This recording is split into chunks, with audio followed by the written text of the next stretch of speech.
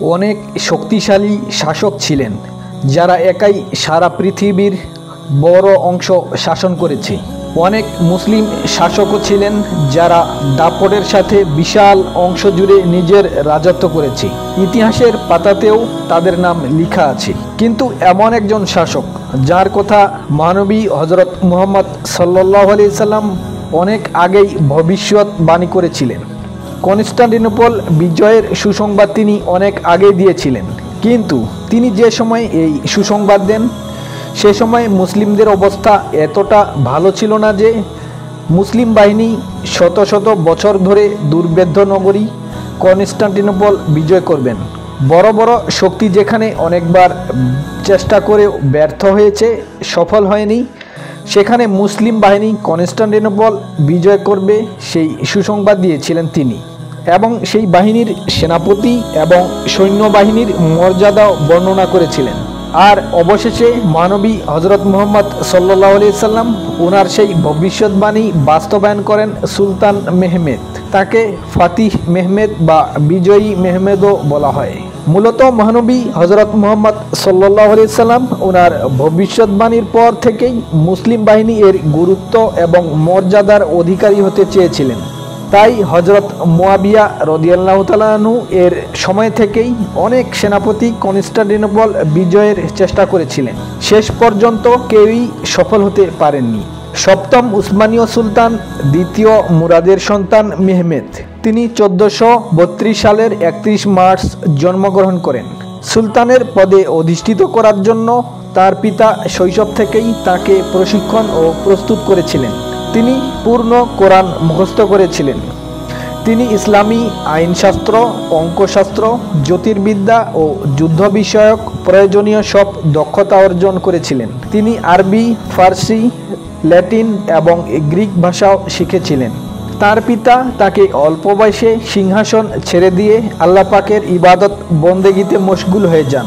শাসন কাজ চালানোর জন্য হালিল পাশাসহ বিশেষজ্ঞ উজিরগণ ছিলেন, কিন্তু বয়সে অল্প হওয়ায় কিছু বিষয়ে দূরদর্শিতার কারণে সুলতান মুরাদকে আবার সিংহাসনে বসতে হয়।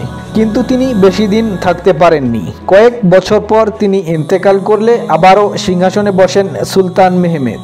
সুলতান মেহমেদ তার তত্ত্বাবধায়ক ও শিক্ষক শায়েখ আব্দুস শামস আদ-দ্বীনকে খুবই সম্মান করতেন এবং গুরুত্বপূর্ণ বিষয়ে তার কাছেই পরামর্শ গ্রহণ করতেন। শায়েখ আব্দুস শামস আদ-দ্বীন তাকে ছোটকাল থেকেই কনস্টান্টিনোপল বিজয়ের ভবিষ্যৎবাণী সম্পর্কে শিক্ষাদান করেছেন এবং তিনি নিজেও অনুধাবন করতেন নবীজির সেই ভবিষ্যৎবাণী বাস্তবায়ন হবে তরুণ সুলতান মেহমেদের হাতেই।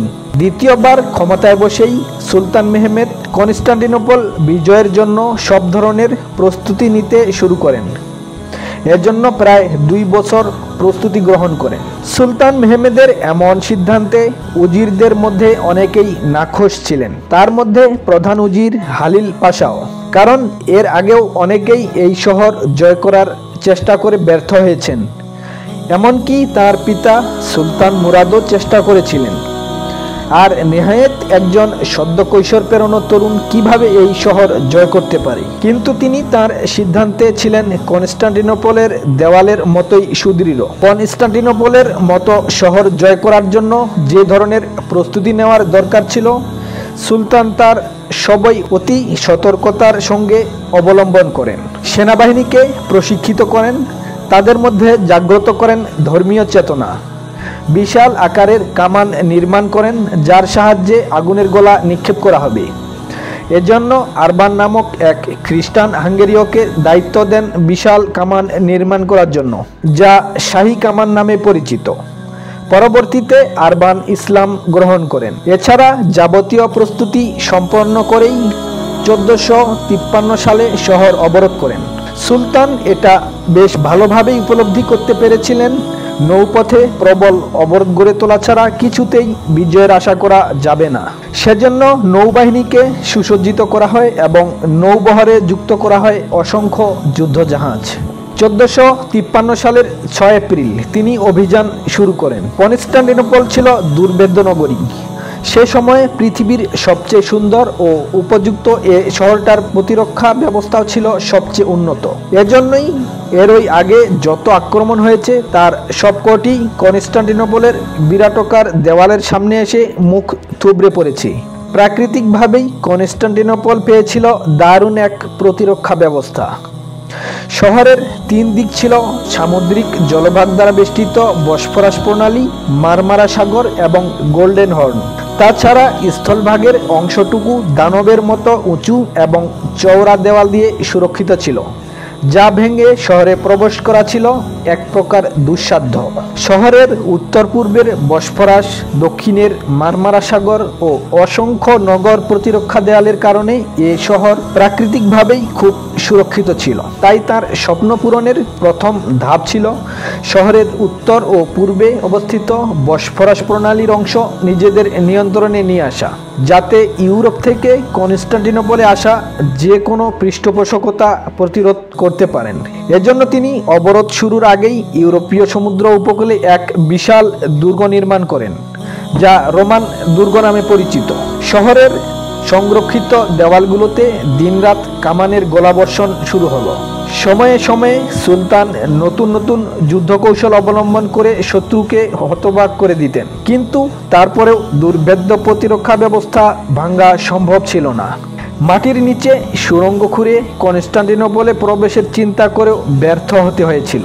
দীর্ঘ সময় অবরোধ, খাদ্যের সংকট, বারবার ব্যর্থতায় দুর্বল হয়ে পড়ল উসমানীয় বাহিনী।